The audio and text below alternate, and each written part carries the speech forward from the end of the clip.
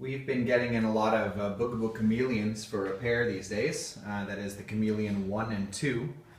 And as such, we thought we'd make a short video to describe some of the common problems and just give a general overview of the stroller. This is the Cameleon 1 and this is the Cameleon 2. Most of the differences are design oriented. The brake button is smaller on the Cameleon 2 and tends to break in other places than on the Cameleon 1. Overall, it's an okay design. It can be possible to buy replacement parts.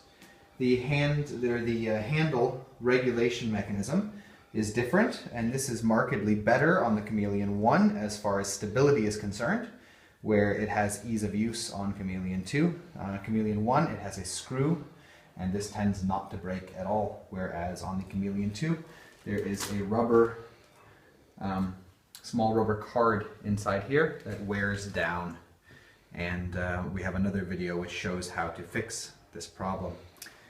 Let's see, otherwise the Cameleon 1 had air-filled tires, and of course there can be problems with puncturing and so on, in which case it's just a matter of replacing the inner tubes. While on the Cameleon 2 they came up with the foam-filled tire, which is a great idea. On occasion the foam inside can get crushed, in which case you just need to replace the foam with inner tube, but it tends to last a very long time. As far as the Cameleon 3, from what I've seen, it has a few design differences. The front wheels do not slot in with a plastic shaft as on the Cameleon 1 and 2. This plastic shaft does on occasion break, in which case one needs to replace the shaft or perhaps the whole wheel. On the Cameleon 3, it's a metal shaft that slots in from underneath. I also noticed that on the newer models of Bugaboo, they have a larger connecting mechanism here for the frame, which seems to be a little bit more sturdy. Overall, this is a great stroller. Bugaboo does a good job, and they have very unique design parts mechanically as well.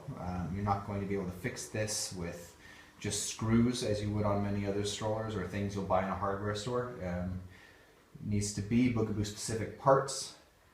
It is a city stroller, regardless of what Bugaboo may tell you about being an all-terrain stroller.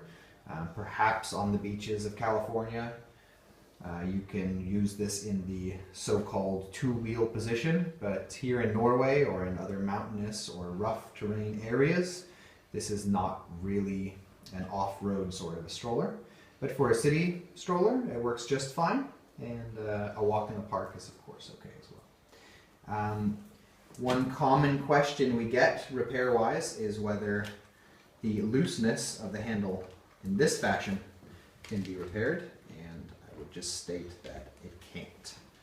There are many small elements inside the central mechanism, and they fit together in a way such that things can be adjusted, and just a few millimeters of space down inside leads to several centimeters of movement room, wiggle room up above.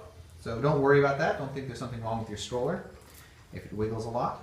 If, however, one side feels like it presses down, that there is no resistance inside the mechanism, this means that one or more of the parts inside have been broken and do need to be switched out. You need to be careful with your Bugaboo, and if something breaks, try to fix it as soon as possible. Don't let it go. It could wind up like this one here, where the central part broke and they kept pushing it long enough that the internal wire looks like a Christmas tree ornament. Yeah, that's it. As always, if you have any questions or comments, you can leave them below the video and we'll try to get back to you. Thank you.